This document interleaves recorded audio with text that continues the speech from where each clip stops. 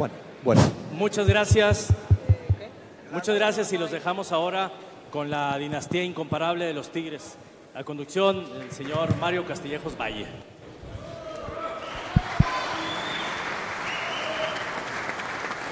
Vamos a empezar un poquito de la retrospectiva, ¿no? Tu tercera oportunidad como entrenador de Tigres. Siempre he dicho que la segunda vez que te trajeron porque tenían ganas de volverte a correr. Por eso te trajeron, todavía traen ganas de volverte a correr. Y Alejandro fue el que te echó en el 2003. Así fue, Alejandro. Es correcto. Así se fue la historia. Sí, y se fue la historia. Pero con Miguel no pudiste. No, Miguel siempre rebota para el lado correcto. La verdad es que se presenta una revancha y creo que don Lorenzo Zambrano, que en paz descanse, te busca porque el equipo ya no encontraba la manera y estaba a 6-7 puntos el fondo del descenso y tú estabas dirigiendo a Pumas.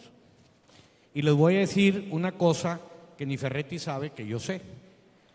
Cuando tú dirigías tu último torneo a Pumas y acababa tu contrato en mayo o en diciembre, y tú hablabas con don Lorenzo, a Víctor Manuel Vucetich lo contrataron porque la Volpe había hecho lo que contó y lo habían contratado hasta mayo. Y por febrero te buscó el Monterrey para decir si te interesaba dirigir al Monterrey terminando tu compromiso en Pumas, ¿sí o no? Así es. Pero vean el destino. Víctor se queda, porque creo que parte suma 30 y tantos puntos, ya no te volvieron a hablar. Y Alejandro Rodríguez, buscas a Miguel y les presentas un proyecto de rescate y era una revancha de oportunidad, que todos querían la revancha porque se habían quedado las cosas truncadas en el camino del 2003 al 2010. Correcto, y además porque el valor personal, el valor profesional de Miguel Ángel y de Ricardo Ferretti, no había duda. Un break. ¿Tú fuiste el que lo buscaste? Ah, bueno. No fue en febrero, me equivoqué por mes, pero sí lo busco. Ok, sí. Ah, bueno. Hay Ahora una canción que dice, llegaste tarde. Era Luis Miguel afirmando que sí lo buscó. ¿Le pensaste cuando Lorenzo te dijo, éntrale? ¿Le pensaste o no le pensaste? Lo que pasa es que ya peor no podía estar y ya Miguel y yo ya habíamos hablado, inclusive habíamos tenido comidas y nos habíamos quejado del mal paso de Tigres y entonces yo le dije que sí a Lorenzo en paz descanse y le hablé a él y me dijo, estás loco. Entonces le dije, bueno, pues ¿Sí a le lo dijiste mejor no quieres entrar, Miguel? Pero vamos por una locura bonita. Y ese día estaba aquí Ricardo visitando a su hija, que aquí estudiaba, y nos reunimos el sábado en la mañana y ahí empezamos a esbozar lo que hoy es Tigres. Si te hubiera dicho Miguel que no, ¿le hubieras entrado o te ibas a ir por la libre solo, Alejandro? Me hubiera zurrado si me hubiera dicho que no. Ahora, ¿a Ricardo quién lo convence? ¿Miguel o tú o los dos? No, yo creo que fuimos los dos porque nos comprometimos los dos con él. Hicimos un trato de caballeros, no un pacto, sino un trato de caballeros. Oh, ayer no me gustó verdad, el pacto de caballeros. dije trato por eso. En donde nos comprometimos a poner lo mejor de nosotros mismos para sacar a Tigres de donde estaba. Y obviamente el profesionalismo, la capacidad de trabajo y lo que significa Ricardo Ferretti en el fútbol, tanto para Miguel como para mí, era una garantía. Y por último, lo que quiero mencionar es que en todos estos años, que ya van a ser 8, el 14 de mayo, todas las decisiones, con mucha discusión, con gente muy capaz, siempre han sido de los tres. O sea, si hay un mérito en esto, es un mérito de los tres, sin duda. Ricardo, tú ya habías agarrado a Pumas con un problema de descenso muy grave. 8 puntos y un día me dijiste, ni la volteé a ver. Y lo hiciste campeón a Pumas y luego te invitan porque Tigres tenía un problema de descenso, pero tú te habías quedado con aquel mal sabor del 2003, que yo siempre te lo he dicho, la verdad es que nos hemos visto. El mejor Tigres que tú has dirigido no es este. Para mí fue el del 2003 el que mejor jugaba, el de Irenio. Y Damián no me va a dejar mentir porque Damián ya estabas en México, no, para el 2003. y te quedaste con ese sabor y esa rencilla que te pudiste haber quedado en Pumas, pudiste haber ido otra vez a Chivas. ¿Por qué Tigres otra vez? Sí era esa revancha, Ricardo. Bueno, son factores que se juntaron. Naturalmente sí me había quedado. El del 2006, pues era una situación muy drástica. El equipo estaba de picada totalmente. Tanto es que cuando disputamos la Interliga, y la final fue contra Rayados, entonces pues Rayado hace 1-0 y pues sale un expulsado de nosotros. Yo dije, bueno, perfecto, porque yo no quería calificar a la Interliga. La verdad, para disputar la Libertadores, porque el equipo iba muy en picada. Entonces yo decía, bueno, Monterrey sale campeón y yo me dedico nada más al campeonato y empezar otra vez, ¿no? Y de repente gol de Tigre, Tigre campeón y todo el mundo festejando y yo en la banca así. Bueno, del 2003 yo creo que jugaba bien el equipo al fútbol, pero no era una costumbre de la gente de aquí, porque estaban más acostumbrados a un 4-3, un 5-4, meter 4 goles, recibir 5, meter 5, recibir 4, entonces era una loquera tremenda. Y cuando nosotros empezamos a tener la posesión de balón y lograr resultados y esto, tanto es que en 3 años, del 14º lugar, nosotros estábamos en el primer lugar de la porcentual. Y naturalmente el hecho de haber perdido un cuarto de final contra nuestro rival adorado, o sea, fue la gota que derramó el vaso. Pero yo me quedé así. Y ya en el 2010, al momento que el ingeniero se compromete con don Lorenzo Zambrano, Miguel también se compromete, y principalmente porque hubo una cosa que me dijo el ingeniero: ya no se va a meter nadie. Soy yo, con don Lorenzo, una persona, don Víctor Romo, que este era intermediario del ingeniero. Un enlace. Un enlace. Miguel Garza. Yo dije, pues sí, nada más convenzan al doctor Narro que me deje venir y me ven con mucho gusto. Y de repente escriben las historias, no sabía si había presupuesto o no había presupuesto, y hacen 3 apuestas porque ve que salva el equipo. Pero Mario, juntan el dinero y traen a Damián. Mario, yo le dije a Miguel. ¿Perdón? Yo le dije a Miguel Gas, ya me echaste 2 veces, la tercera no me vayas a echar, ¿eh? Es cierto. Me echó 2 veces. Todavía no hay tercera. Bueno, yo le dije, 1 es poco, 2 es bueno, 3 es demasiado. Dicen que ahora el que lo puede echar a él eres tú. No, hombre. No sé si había presupuesto o no había presupuesto. Van por Damián, traen a Juninho y empiezan a armar un equipo que había que salvar y no había mucho tiempo. Eran épocas donde se jugaba con 4 extranjeros, 5 extranjeros.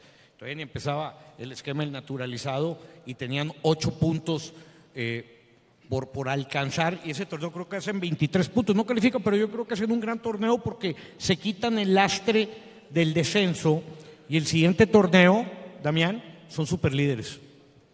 Sí, bueno, buenas tardes. Lo curioso de esto fue que el día del draft, en aquel 2010, me hablan de que, bueno, acá están los artífices de por qué vine a Tigres, ¿verdad? Entonces ese día me hablan y me dicen, ¿estás convencido? ¿Querés venir a un equipo que va a pelear el descenso? Y dije, bueno, si me pagan bien voy, ¿verdad? No, tenía en ese momento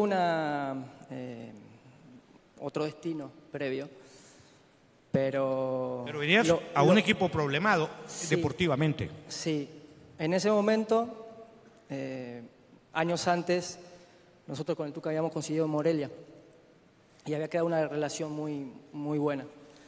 Y los años siguientes, él en Pumas y yo en Pachuca, siempre hablábamos en el periodo del draft para ver si me jalaba el Tuca, ¿verdad? Y que, no sé qué. Y siempre había quedado eso de volver a trabajar juntos.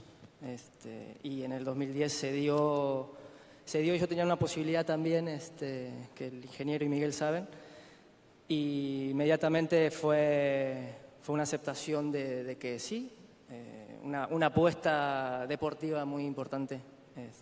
Bueno, ya lo demás es historia, ¿verdad? Pero llegas, fíjate, yo sorprendo que nunca te lo he hecho y a muchos jugadores. Llegas y haces su contrato por 2 o 3 años, pero sabiendo que puede descender el primer año.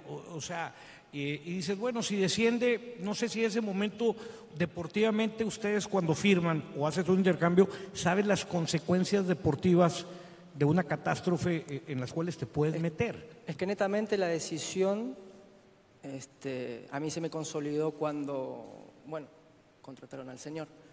Evidentemente eso fue para mí fue lo más importante de tener en consideración para tomar una decisión, para venir a un club. O sea, sabía el problema, sabía que venía de años sufriendo.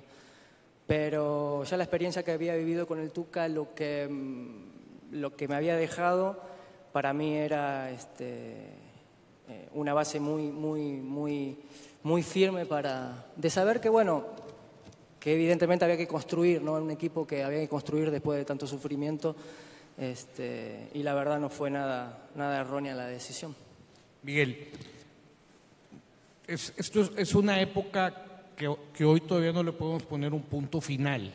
Yo siempre he dicho que entre torneo y torneo con ustedes han sido puntos suspensivos y tiene la tendencia, pero hacen 23 puntos y se quitan un poquito el lastre del descenso. Todavía el siguiente torneo hacen un liderato y le preguntaban a Ferretti, y yo sigo pensando en salvar el equipo, hacen liderato y de repente cae un título al tercer torneo y declaran después del título: no lo teníamos programado ser campeones tan rápido.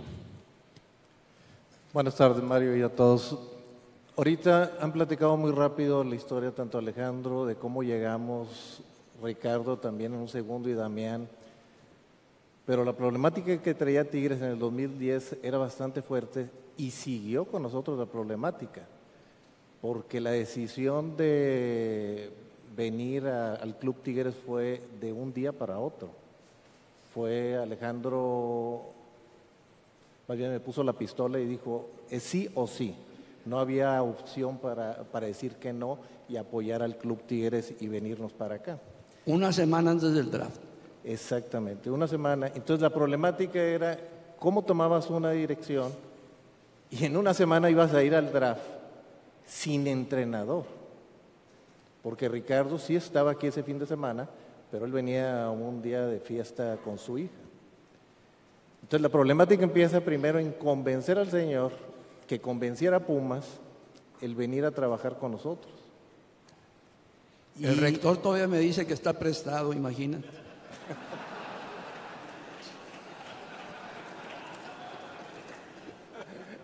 ¿Les cobraste bien desde el principio? Cobro un poco, son bien duros. Entonces empieza la problemática con el técnico y el día jueves toma la decisión en venir aquí Ricardo después de una autorización que le dio el rector de la Universidad de México. En ese periodo teníamos nomás el solo viernes para planear, porque el sábado viajábamos nosotros a Cancún para armar el equipo. Entonces, nadie conoce que en tan poco tiempo se hizo todo. Ahorita que le preguntas a Damián, el caso de Damián fue una de las contrataciones más difíciles que tuvimos, porque tuvo que haber una estrategia, porque no lo queríamos nosotros, lo quería también 2 equipos más, era el Cruz Azul y el América. Y nos tuvimos que juntar, que si lo está oyendo ahorita Jesús, no me va a volver a hablar en su vida, porque nos juntamos el Club América con el Club Cruz Azul y nosotros para hacer una estrategia y no comprar a Damián hasta las 9 de la noche el día del draft, donde dijimos ninguno de los 3 le vamos por él, para que no subieran el precio. Para que no se lo inflara. El precio. Y la estrategia funcionó no bien, fabulosa. El problema era quién se iba a quedar con Damián a las 9 de la noche. Entonces, pues ahí es cuando nos volteamos yo y Alejandro, y en la primera salida que hizo Fassi al baño, ¡pim!, lo agarramos allá afuera y no lo dejamos volver al salón de juntas. Nos fuimos a su cuarto, de ahí llamamos a Damián y ahí fue la aceptación para venir a hacer la papeleta. Fiado. No, siempre en abonitos fáciles o difíciles. Nomás un enganche, pero lo demás fiado. No, pero Jesús Martínez pues tiene muchos recursos y nosotros somos pobres, ¿no? Bueno, Ricardo, y de repente traes ahí un niño, que hoy me gustaría que hubiera estado aquí, pero traes ahí un niño y das un seco. Porque atrás del éxito del equipo está el éxito de acertar en las contrataciones, o el riesgo se incrementa cuando las contrataciones no resultan, ¿no? Pero lo de Juninho, pues es época que no lo podemos quitar de titular del equipo. Y esos son los riesgos que como entrenador uno le marcan la diferencia en el destino del éxito o el fracaso de un trabajo. O sea, en el 2010 sí el equipo tenía el problema del descenso, pero naturalmente uno está en otro equipo y no deja de ver a todos los demás. Y cuando se presenta la oportunidad, yo no lo veía tan drástico poder salir del problema. 4 años antes estaba mucho más drástico y salimos en Pumas, la verdad. Ahí sacas a Moreno, ¿no? A Moreno, sí, Pablo Barrera, Efraín, a varios chamacos. Y aquí en Tigres yo no lo veía tan así, y más con lo que el ingeniero Miguel me comentaban que podían traer, Hugo Ayala, Torres Nilo, Damián, estaba Sancho, que ya lo conocía, y otros jugadores que yo ya tenía y tenía conocimiento siendo entrenador de Pumas. Yo no lo vi así tan drástico. Pero Ricardo, independientemente de que lleven 8 años, el que juegue Juninho, Ayala y Torres Nilo, no sé si Israel, no sé si el Chaca hoy, el que me quiera seguir rotando por la derecha, pero los otros 3 y con Israel, casi 8 años, Damián, no, es una cosa rara, o sea, no es una cosa habitual. Yo el último que me acuerdo es aquellos que jugaban Maldini en el Milan y jugaba Cafú y jugaban de 36 y de 37, con 6, 7, 8, 10 años, pero aquí en México y en Latinoamérica es raro. Sí, puede ser, pero yo creo que hay varios equipos que tienen jugadores como estos. Lo que sí habla muy bien de ellos, de su profesionalismo, porque son jugadores que se cuidan mucho. En el entrenamiento invisible que nosotros decimos, porque yo lo puedo tener, Damián, lo puedo tener 3, 4, 5 horas, desde las 9 hasta las 2 de la tarde si quiero, pero después pues es su vida particular y él con su esposa, con sus hijos, pues tiene que también vivir como cualquiera de nosotros, tiene el derecho y debe de hacerlo, pero respetando también lo que es su profesión. Y yo lo que noto la diferencia es que hay jugadores en su vida particular no cumplen con lo que también tiene que disfrutar su vida normal de civil, pero pensando que es un futbolista. No invierten tampoco en ellos mismos. Por esto vemos una cantidad de jugadores que se retiran y tú no te puedes atrever a ofrecerles algo, de veras, porque no les interesa, no tienen, o sea, ningún interés, ninguna preocupación en el después de. ¿Se les acaba el hambre de ganar? No. ¿Se gana? ¿La tribuna los protege y ya se sienten protegidos? Yo creo que aquí se da un fenómeno. La gente, puedo decir que nos quiere demasiado, de veras. Tanto Rayados como Tigres, la gente es demasiado entregada. Se entrega en una forma más allá de. Y muchas veces, con poco que se hace, ellos se entregan demasiado. Demasiado. Porque jugaron finales con Lucas Lobos y luego con Guerrón. Y cuando, lo decía Luis Miguel hace rato, creíamos que el equipo estaba y no le movieron, y ustedes siempre le han movido. Siempre le movieron. No dijeron, de este equipo que fue campeón, se va Guerrón, se va Lucas, por las circunstancias que ustedes quieran. Pero antes de meterme en los campeonatos, digo un punto medular. Monterrey hace el BBVA y ustedes no. Y ustedes tenían que hacer algo. Ginac llega, porque Monterrey tiene el majestuoso estadio y era para equiparar el golpe mediático, Alejandro. Así no lo pensamos. ¿Hasta dónde los jaló el estadio de Monterrey a jalar el proyecto de ustedes hacia arriba a una dimensión fuera de la proporción que lo habían venido haciendo? Nosotros vemos lo deportivo. Yo creo que la parte de la llegada de Ginac lo puede explicar mejor Miguel. Fue algo que estábamos buscando, un centro delantero. Pero curiosamente llegó cuando aquellos inauguraron el estadio. Bueno, era la primera opción, pero había otras dos más. Así es. Y se dio 2 días antes de que cerráramos el draft. Estuvimos a punto de que no viniera Ginac.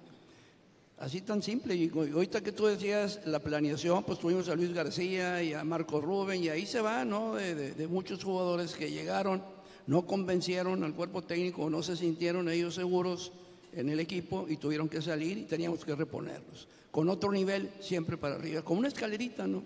Subiéndola cada vez más. En eso te empiezan a incrementar el tamaño de la plantilla y la calidad de la plantilla, pero el tamaño de la exigencia también como entrenador te la incrementan. Y tú cuando te conoces, cuando llegas la última vez o tradicionalmente trabajabas 11 titulares, respeto jerarquías, 2, 3 cambios, una banca no muy gorda, no te gustaba jugar 2 torneos,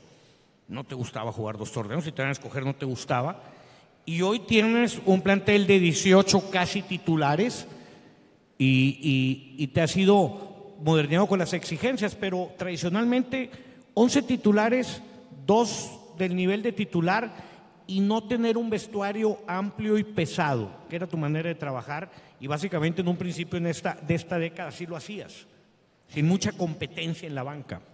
Sí, pero bueno, yo soy partidario de que cuanto más jueguen juntos 11, pues más entendimiento van a tener. Y naturalmente la competencia interna es muy buena.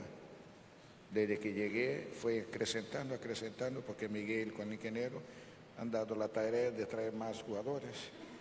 Pero naturalmente siempre, yo creo que desde que iniciamos, ¿verdad? Creo que por lo menos unos 8 se mantuvo durante todo este tiempo, ¿verdad?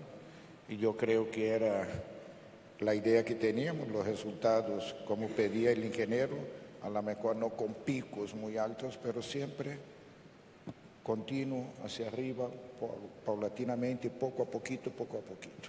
Y yo creo que los jugadores que yo mantuve X cantidad de tiempo, porque demostraron que eran los mejores, la verdad. O sea, no hubo ninguna duda durante 6, 7 años. Tal vez ahora en los 2 últimos años ha habido, porque a través de Miguel Ingeniero han traído otros tipos de jugadores, posiblemente hasta en una misma posición, 2 grandes jugadores. Entonces he tenido la posibilidad de a lo mejor turnar uno al otro, pero no es un estilo que a mí me gusta. Tenemos el primer video de los 2 títulos, no de todos, del 15.